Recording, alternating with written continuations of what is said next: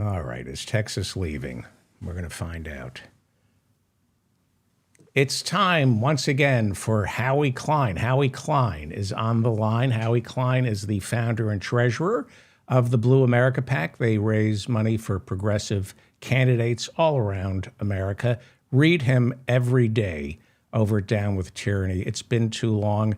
Howie, we're going to talk about Thomas Lee, who committed suicide. We'll end up at the end. We'll talk about him. We'll talk about Texas, maybe seceding. Maybe we hope they go. And CPAC. Let's start off. No. We don't want the whole state to go. Obviously we don't want Houston and Dallas and Austin and San Antonio and El Paso. We don't want places like that to go. But the rest of it, if they want to go and they want to vote on that, they want to have a referendum, let them go and let them take Marjorie Taylor Greene and her people with them. I mean, the country would be far better off with the U.S. would be far better off with these red counties that are a bunch of hellholes where they're unvaccinated, where they're all Trumpists, a bunch of neo-Nazis. Let them go. Gay gesund, hate. And they're takers. The great myth about them, right, is all the people who want to leave and complain about welfare. These are taker states or taker counties. Yes, that's right. They're almost. I mean, they're not. It's not Atlanta. It's not the places that are producing. It's the takers. These red counties are hellholes. And they want to go. God bless them. Let them fuck them money to go. Pay them to go.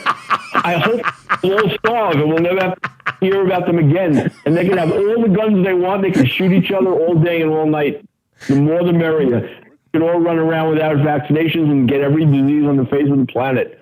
Right. We'll keep Austin, and you said Atlanta. Wondering why I'm carrying on like this, and the reason is because today is the 187th anniversary of the fall of the Alamo. So a state legislator, one of the most backward people in government anywhere in America, this fat little pastor who got elected with 80% of the vote, although this year he didn't even have to face a Democratic challenger. No one challenged the guy because the district is so backward. And it's like east of Dallas. In any case, this guy thought that, since it's the 187th anniversary of the Alamo, what better day to introduce a bill to have a referendum on secession? He's a known troublemaker. He is the guy who introduced the bill in Texas to declare abortion so criminal that if a woman and her doctor, if she got an abortion and he or she performed the abortion, they would be executed, or they could be executed. Right, but. That's this guy. But he's obviously, I mean, you've probably already guessed he's also the one introducing the bill to ban drag shows. Right. I mean, what can you say? Let them go. Let them go. Let them go. Have their own country. They won't have any drag shows, and they'll all be happy until they all die. Right. We taught them this during the Civil War, and they didn't learn. No, we made a big mistake during the Civil War. We forced them to stay. Right. That was the biggest mistake we ever made. And we burnt Atlanta. There were other parts of the South that we should have lit up. But Atlanta learned its lesson. Total war. There's a lot to be said for. Loyal city was full of fantastic people, and as is Savannah, as is Augusta, as is Macon, as is Columbus. There are wonderful places in Georgia, and they'll stay with the Union. They'll decide they want to stay with the Union, and let all those backward places that elect people like Marjorie Taylor Greene, let them go with Bobby Slayton's district in Texas. Goodbye, good riddance. I really say we should pay them to go. We should offer them incentives to go so we don't have to put up with them anymore. They have made this country so much worse than it could be. This could be a great country, and without them, this would be a great country. Let them go. And anyone who wants to, the 15% of people who didn't vote for Slayton, let them, let's help them move to a normal place. There is a problem because of globalization. Somebody like me, somebody like you, people who are in the media no longer have to worry about what the red states think. We play to a much larger audience right now, and we can call them what they are. Now, like you said, not everybody in these red states is mentally, emotionally, and psychologically inferior, but a vast preponderance. That's why I say states. That's why I'll never say states. That's why I never say states. Right. You know, when you get down to a granular level on counties, it's a much different situation. You know, the counties, the three counties in Slayton's district, you know, there you got like lunatics. They're all crazy, and they should all go. Yeah. Whereas Texas, we love Texas. Texas is filled with fantastic people. Mm-hmm. And they would agree with us. Millions of they would people agree in with Texas. us. The people in Texas Yes. who listen to this show agree with us. They've had it with these subhumans, these Neanderthals. And like I said, the marketplace has changed where people like us no longer have to worry what these inferior people think of us. They are inferior. And we can now call them that unapologetically. CPAC. Did you watch CPAC? CPAC, and is Matt Schlapp? Is it over for Matt Schlapp? I hope so. But, you know, I mean, Matt Schlapp, of course, is denying everything. Everyone knows it's true. Everyone knows that he grabbed this guy's penis and wouldn't let go. And, you know, Matt Schlapp is what Matt Schlapp is. But he'll deny it. And the right-wingers don't care what's reality. They just care that he's on their team. That's enough for them. Well, it was empty this time, wasn't it?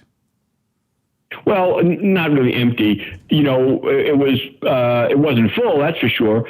You know, people say that when Trump spoke, which they expected to be full, there was the room was half filled. Other people said it was 2/3 filled. I saw the pictures; it looked pretty bad. I mean, Yeah. it really did look half filled. Yeah. But I wasn't there.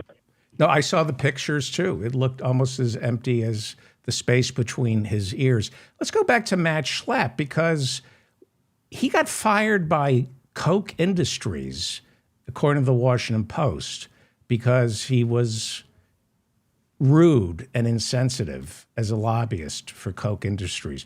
If the Koch brothers find you disgusting, how disgusting a human being could you? I mean, Well, I think I don't know how much that they found him disgusting as they found him ineffective. You know, in other words, he couldn't get anything done for them because everyone hates him. well, no, he was accused of sexism and allowing a racist workplace, and supposedly CPAC, surprise, surprise, is a racist and sexist workplace. Hard to believe. There've been Yes, some and they compl- glory in it. Yeah, it shouldn't surprise us. You write about the straw poll.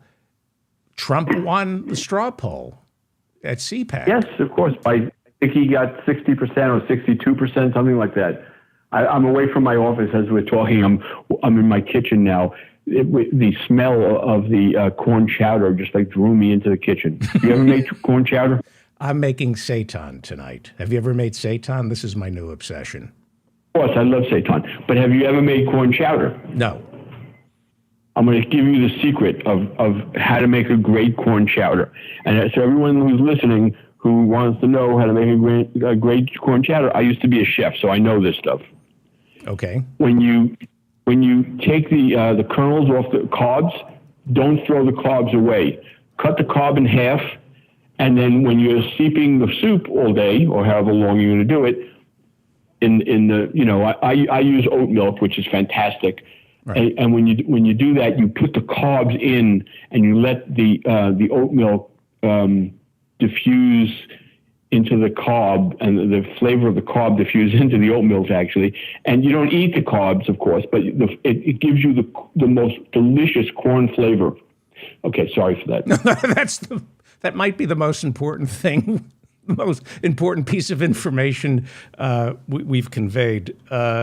Let's go back to especially for the people who live in those red counties where they have lots and lots of corn. Which they use for things, also use for things other than eating. They use Matt Schlapp, for example. Yes, Matt Schlapp, head of CPAC. Any surprise speeches? Was there anything there that was so offensive it surprised you? Were you surprised? No, no, absolutely not. I mean, it was all as expected. Were they crazy and insane? Absolutely. And you had all the nuts. That there's Marjorie Trader Green and Lauren Boebert and Matt Gaetz. I mean, it's like a caricature of exactly what you would expect it to be. Right. And Trump, Trump making a fool of himself. Ron DeSantis was noticeably... They love the kind of stuff that he does. They just think it's the greatest. Yeah. So good. God bless. Let them go. Ron DeSantis not at CPAC. Why wasn't... Sorry, Ted. Why wasn't Ron DeSantis at CPAC? And is he going to go up against Trump? He was at the Reagan Library. Yeah, he will go up against Trump. He's doing all the things. I mean, he has a campaign all ready to go. I mean, they're already working. He's raising money all over the country for Republican organizations and as well as for himself. He's absolutely running. So anyone who says he's not going to run is wrong. And Trump is hoping that if he insults him enough, he'll scare him off. But I don't think at this point he's going to be scared off. He's running. I think Trump will probably slaughter him. I mean, the Republican establishment, let's put it like this. The old Republican establishment wants DeSantis. The new Republican establishment is MAGA, and they won't have it. The best thing that could happen, which I don't expect will, but the best possible thing that could happen is that DeSantis wins and Trump runs an independent campaign, which he is not. And he is not. Sorry. He has not said that he wouldn't do that. Right? He won't make the pledge. No. I mean, they're trying to force him into agreeing that he'll support whoever wins the nomination. They say that if you don't sign an agreement to that effect, you can't debate in RNC debates. But I don't. I don't see Trump signing something like that. And if they're not, if they don't want to have him in the debates, I mean, no one will watch the debates. He could have his own infomercial instead, and I'll watch that. In order to up against it. In order to participate in the debates, which I think are later this year, like August of this year. First one is in August. That's right. You have to promise that you will support whoever gets the nomination. Right, and Trump is saying he won't. He's saying that it depends who wins the nomination. I'm not just going to say yes to anybody. And then a number of others are saying the opposite, in a way, or the same thing in some ways, that they're not going to support Trump. So they don't want to sign it either.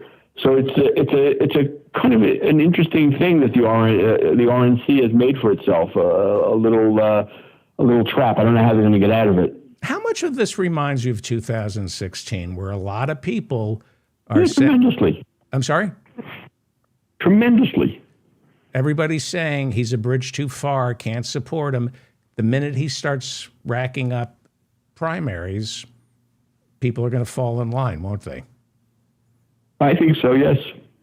I mean, there were some differences between now and then, but I think that they're not profound enough to make a difference. That's why I think Trump is going to beat DeSantis, and he will be their nominee. And that's the only possible way that Biden can win.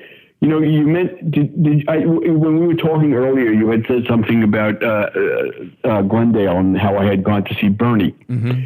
So it was amazing to see the vigor and the energy that Bernie had. He came bounding out onto that stage. There was no chair. He just stood up for the whole 90 minutes and talked and brilliantly and with great enthusiasm. I mean, and to look at him and then to look at Biden. I mean, Biden couldn't last doing that for like 5 minutes. And I mean, Biden is a year younger than Bernie, and Biden seems he's 20 years older than Bernie. Right. It's just amazing.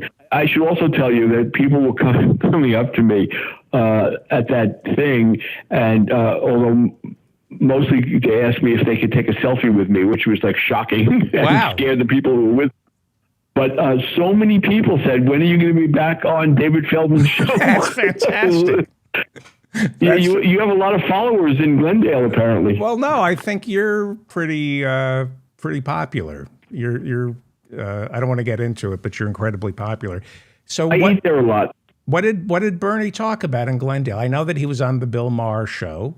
What else did? Yeah, he talked about a lot of the things he said on the Bill Maher show. And capitalism. Basically, he didn't have a racist asshole asking him questions like he had on the Bill Maher show. But his shtick was going to be the same. He talked about the stuff that's in the book. For example, he began by talking about how the political media is a joke, and they don't really report on politics. They report on gossip.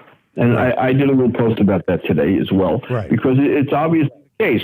There's never any discussions about policy. You watch the talking head shows on Sundays, and it's a pure gossip, nothing to do with policy whatsoever, which is a shame. Because they have some fairly smart people asking the questions, and they never ask smart questions.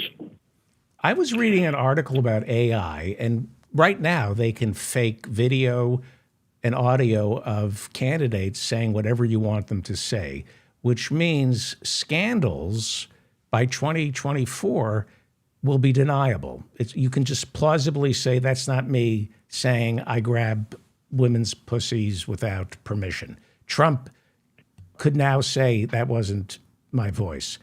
That's good. You could say, AI did it. Yep. Yeah, AI. But isn't that good for our country when we can get rid of all these scandals that mean nothing and focus on policy? If adultery and saying racist or sexist or anti-Semitic things, which are horrible, but if they can be explained away and blamed on AI, it forces us and the candidates to only talk about policy. Isn't that a positive? Well, I know what you mean, David, and policy is really important, but character is important as well. So, the fact that Trump is a racist and a sexist and, a crook, all that stuff is also important. When does Trump is not a serious policy guy. It's going to be very, very hard. Even if he says the right things, and he does sometimes, compared to other Republicans, he sometimes says the right things in terms of policy, like let's not touch Social Security and Medicare, and let's not, that kind of thing is differentiates him from other Republicans, certainly from Ron DeSantis. But does he mean it? Of course he doesn't mean it. He would. So arguing about policy without taking into account character is a problem. Well, I know what you mean, and I don't disagree with you about what's important.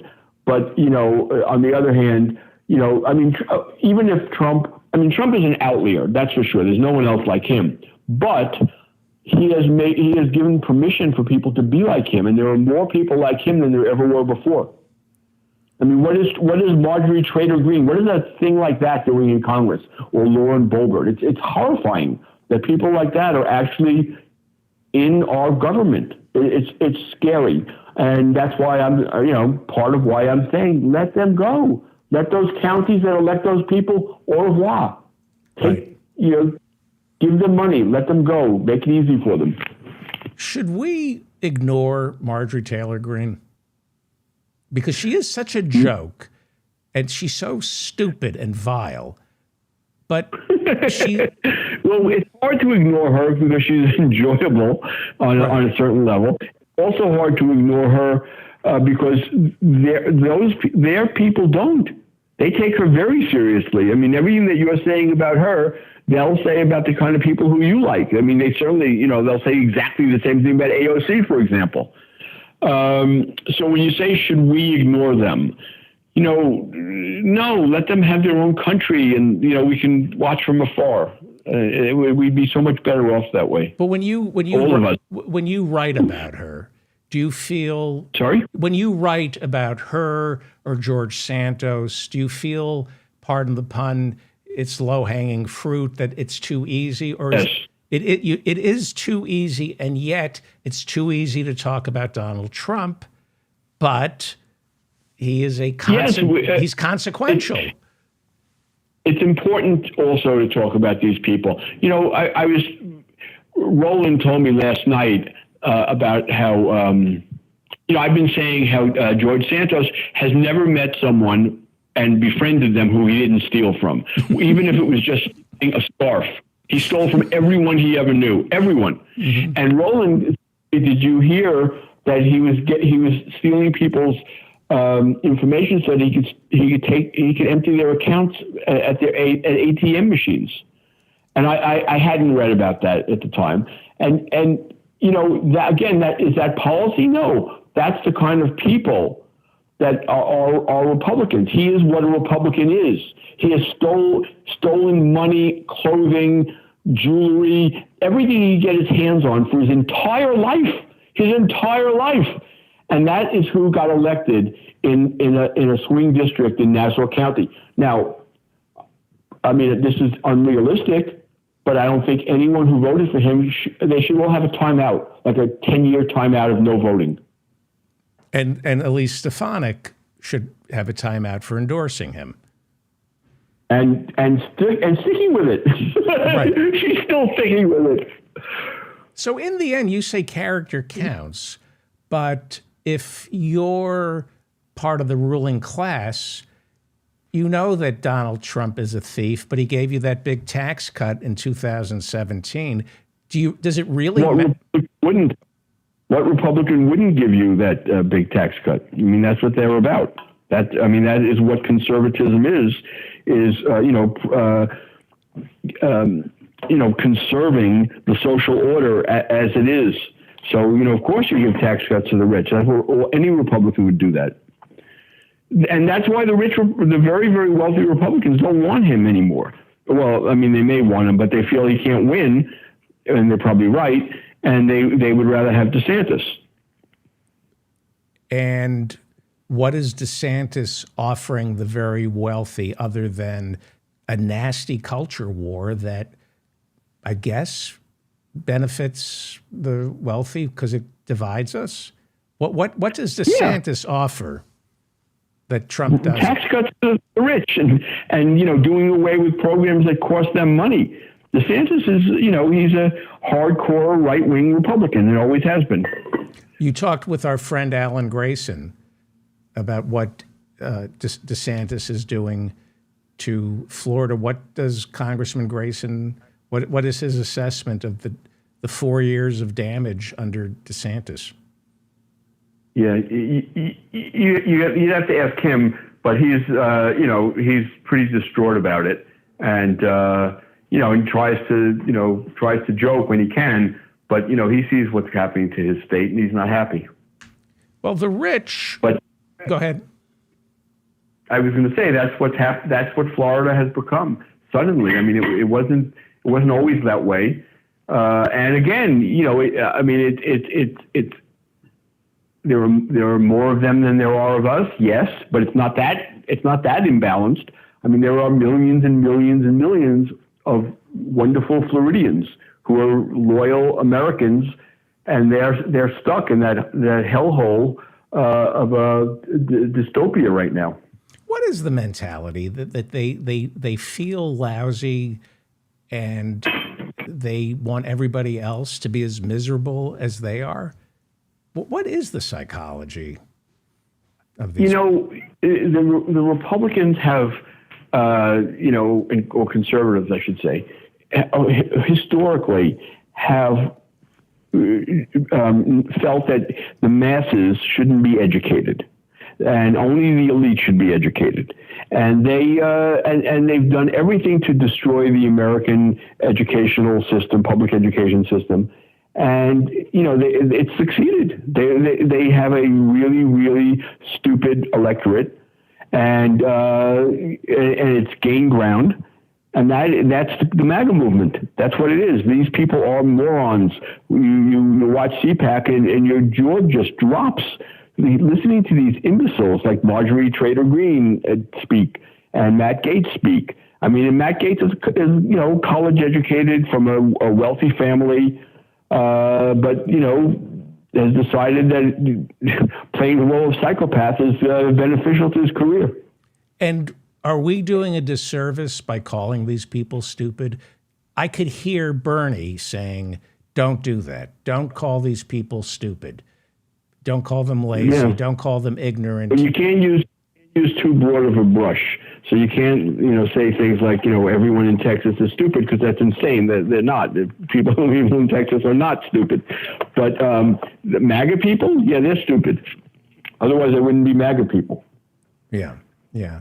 Well, before you go, if you have time, I want to ask you about the wealthy. You had an interesting piece about, I think his name is Thomas Lee, hedge fund manager, worked with Bain Capital, and he committed suicide at the age of 78 last week. Right. He didn't work with Bain Capital in his own thing, but his company and Bain Capital, the reason I know of him is because they are the ones that took over Warner Brothers Records. I see. Warner Brothers Records was part of Time Warner and AOL Time Warner, and then they did a leveraged buyout of the record company, and then destroyed the record company. And it was at one time the greatest record company that ever existed, and now it's just a corporate entity that doesn't mean anything. It's just another one that's exactly the same as all the other companies. No difference, no personality, and no reason to go to one or the other. They're all the same. And I have a picture from Down with Tyranny. I have a picture from Down with Tyranny of Bill Clinton in a golf cart, and I'm assuming that is driving him around. I'm sorry? He's driving Lee around. Yeah, he's driving Thomas Lee around. So this must have been 20 years ago. The whole raison d'etre of the right is to pass their billions on to their idiot kids.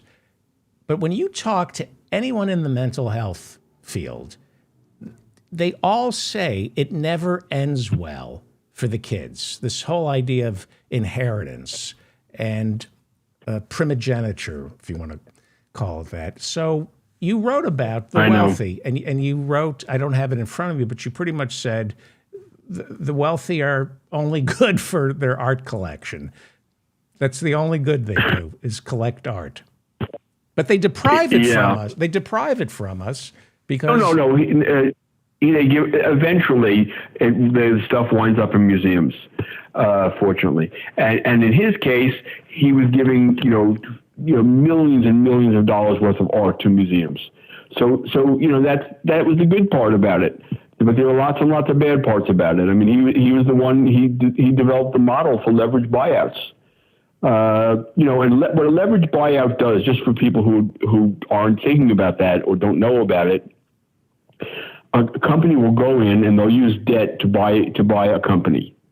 So in other words, someone like Thomas Lee, like a vulture like him, will swoop in, buy a company, not even using his own money, and then they fire lots and lots of people, get the headcount down, make the company look really good on paper for a year or two. In his case, it was a year, and then sell it for a giant profit before it collapses, which it did. Right. People interested at all in the topic could go back to that post. I think I wrote it yesterday. Yeah. Where I talk about it. Yeah, and there were a bunch of tangents off it as well that I thought would be entertaining. I wound up living on Beekman Place, which is a 2-block long part of Sutton Place. With Berman. The Sutton Place. Susan Berman was a friend of mine. She had a mansion in San Francisco and this incredible apartment right near where Thomas Lee lived. And Durst. Everyone there, everyone was famous. Well, she was murdered by Durst, yes. But at one time, Susan and I were best friends when I was living in San Francisco. We were very, very close. And so when she would go to New York, which she did often, I would house sit or mansion sit in Pacific Heights. And when I would go to New York, I would stay in this place where, only multimillionaires lived. At a time in my life when I had to make a decision every week. Do I put gas in my car or do I eat? So I was like very, very poor. I was paying $90 a month rent. And yet here I knew this this person who, I mean, when she wanted to take me someplace, she would buy me clothes so I would fit in with everybody else because I didn't have that kind of stuff. Right. You know, I would go to her parties and everyone there was like, you know, wealthy and famous. I mean, mostly in a bad way. She was the daughter of a mafia don, and that's how she got her money as well. Although A Jewish mafia she also don? was, sorry, say it again. A Jewish mafia don. Yes, in fact, he was known as Davy the Jew. That's what he was a mafia don in Vegas. David Berman, who was known as Davy the Jew Berman. You sleep He was with murdered. you sleep with the whitefishes. If go Yeah, ahead. he was sleeping with the fish. And he was murdered. He was murdered, and her mother was murdered as well, and she inherited the money. And then eventually she lost it all, and she was basically, you know, had nothing. I mean nothing at all. She was living on, you know, people's generosity. In fact, at one point when Roland was putting himself through college, he was working at a Starbucks or some, I think Starbucks, yeah. And he said, he came in one day and he said, is that Susan Berman? Is she a friend of yours? You know someone named Susan Berman? I said, yeah, of course, she's a very old friend. He said, well, she's on a list of check bouncers. We're supposed to like call the police if she comes into the store. Well, would you So say she went from like literally being a multimillionaire to being someone impoverished who had nothing, who was living in places that people would let her stay at. okay, before you go, Very sad. you saw By someone who's very much like Trump. You saw Bernie speak in Glendale. He has a new book out about capitalism. Is it Yes. is it he gave me fair? I mean, I got to get a ticket. You get a copy of the book. Is it So I have fair? a copy of the book now. Is it fair to say that Bernie is worth a couple of $1 million? I've been told he is. And people use I don't know. I mean, if you've seen it, then maybe. But I don't think I have seen that. But it's possible. with his homes and stuff like that. And people say to me, "Aha, he's a hypocrite." Why is it not? Why is it not hypocritical that Bernie at 80 is worth a couple of million? He's comfortable. Why is that not hypocrisy? It is not hypocrisy. Explain why. It's not hypocrisy. I don't know why it would be hypocrisy. Well, that's what let them people explain use. Why they think it is. People I say, mean, I know in my own life, I grew up in a working class family, and my grandfather, who came to America when he was 15, no money, wound up starting a little manufacturing company, and some of the first lessons in my life were from him, telling me how the people who work for him had to be treated like family, and had to be, you know, given a fair living, and otherwise his company would be worth nothing. And that was the kind of, you know, and now he was a socialist. He was a socialist his whole life, and yet he was also someone, he never got really wealthy, but he was comfortable, and he had his own company. So, you know, I don't think that the kind of, first of all, I don't know that Bernie is wealthy. I'll take your word for it, but there's nothing wrong with being successful. There's something wrong with being a billionaire. Right. There's something wrong there. it's the concentration of wealth. We're not talking about taking away your animal spirits to succeed. We're talking about the stifling of competition and the hoarding of wealth. It's there's only opportunity. It's very limited. It's. I read somewhere now, in order to get your kid through a 4-year college, like what is it now? Like $250,000, $500,000 to send kids to a prestigious college. This is Yeah, it depends on the college, but yes, that's right. And your exposure to the very rich, they aren't happy, are they? Their kids are not happy, are they? Uh, some of them are. Damn it. I Yeah. wanted to end on an But- upbeat note. They're all like the Murdaugh family, right? I finally started following the Murdaugh trial. Oh, that trial. Why? What was it about? What was it about that trial that made it so interesting and put it on TV all the time? Right. I was fighting it with everybody who brought it up on this show, and I was wrong. Over the weekend, I read up on it, and it is paradigmatic of our culture. You know, it is a dynasty in a small town in South Carolina they own the police, they own the banks, they own the judicial system, and they can murder people with abandon. So it is. Including themselves, apparently. I'm sorry, what? Including themselves, apparently. Including themselves, apparently. So I apologize to my listeners who were following the trial. I was wrong. It's not sensationalism. It is. It's America. It really is. So I was wrong for trivializing it. Howie Klein, founder, treasurer of the Blue America PAC. Read him every day over at Down with Tyranny. So great talking. More with than you. one day. I'm By sorry. the way, and do we have maybe coming on? I saw you wrote to her. Yes, and I haven't heard back. So it's a maybe from maybe. But maybe next week we'll have maybe. Maybe. We'll talk to you next week. Great. Thank you so much, Howie Klein. Follow him on Twitter at Down with Tyranny. And seriously, read him every day over at Down with Tyranny.